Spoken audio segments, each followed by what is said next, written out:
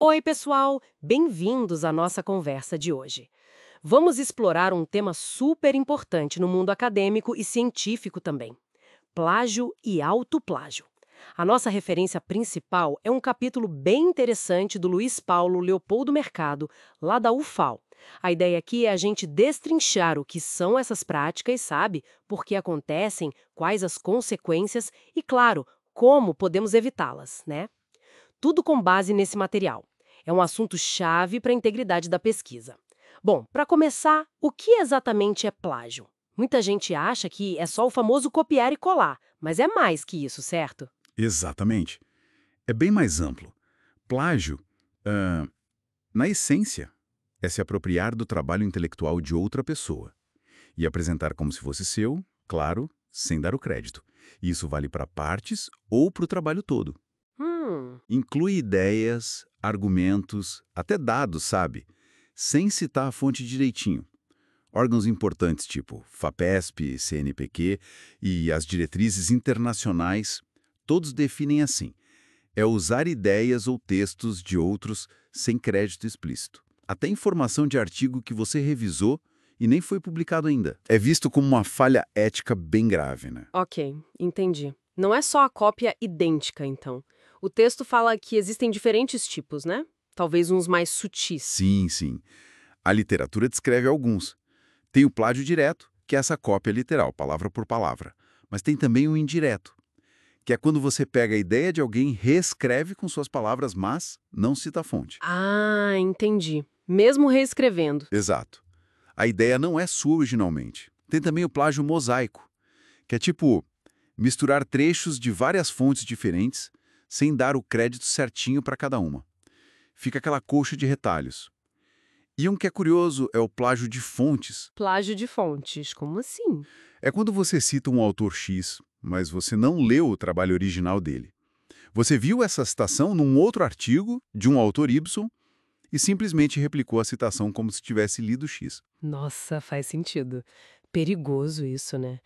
E o que leva as pessoas a fazerem isso? Imagino a pressão para publicar, o tal publish or perish, mas deve ter mais coisa, né? Com certeza. A pressão é um fator gigante, sim. Publique ou pereça, né? Mas junta isso com a facilidade que a internet dá hoje. O copiar e colar tá a um clique. Muitas vezes falta também uma formação adequada, sabe? Sobre como citar, sobre ética na pesquisa. Falta de orientação mesmo. É, ou falta de tempo, né? Desconhecimento das regras, às vezes até um certo desleixo, infelizmente. Isso pega todo mundo, viu? Desde estudantes até pesquisadores já com experiência. Complicado. Falamos de plagiar os outros, mas e o autoplágio? Plagiar a si mesmo? Isso soa meio estranho, né? Reutilizar o próprio texto, qual é o problema aí? Não é da pessoa? Essa é uma dúvida bem comum. Mas a questão é um pouco mais sutil e bem importante.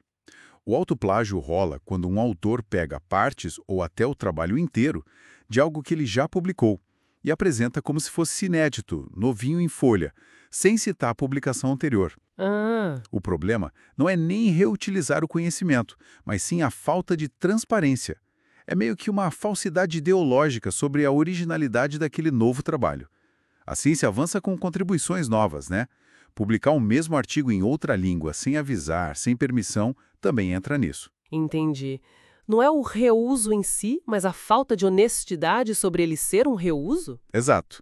É a honestidade intelectual com os pares, com os editores, com quem lê. Tá claro agora. E as consequências disso tudo? Quando descobrem plágio ou autoplágio, o que acontece na prática? Olha, as consequências podem ser bem sérias. Tem o lado legal, né? Lei de direitos autorais, Código Civil, Penal. Mas talvez o pior seja o impacto na credibilidade. Não só do autor, mas da ciência como um todo. A confiança fica abalada. Imagino. As revistas científicas, os editores, eles têm políticas para isso. Podem rejeitar o trabalho na hora. Podem suspender o autor e impedir que publique ali por um tempo. E podem publicar retratações, que é basicamente um aviso público dizendo: olha, aquele artigo teve problema ético, foi invalidado. Nossa, isso deve ser devastador para a carreira de alguém. Com certeza. Destrói reputações e pode levar a perder financiamento, sabe? ou até anular promoções que foram conseguidas com base nesses trabalhos problemáticos. Pesado mesmo. Diante disso tudo, como é que a gente pode combater essas práticas? Parece um desafio e tanto. É um esforço conjunto, sabe? Não tem uma solução única. As instituições, universidades, centros de pesquisa precisam ter regras claras. E, fundamental, investir em formação. Educar sobre integridade científica, desde cedo. Treinamento e conscientização, então. Isso. E os editores das revistas também têm seu papel.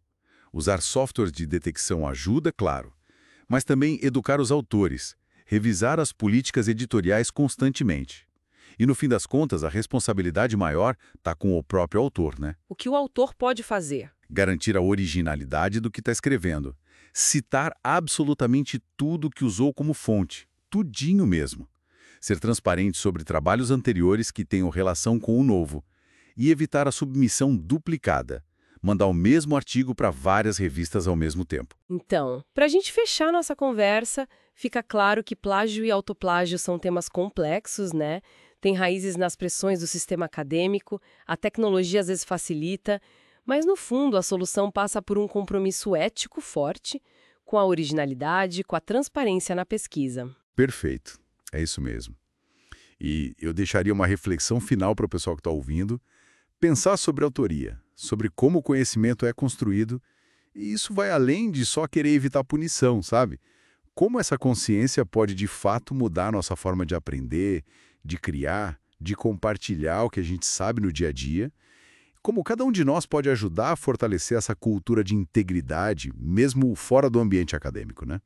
Fica a pergunta.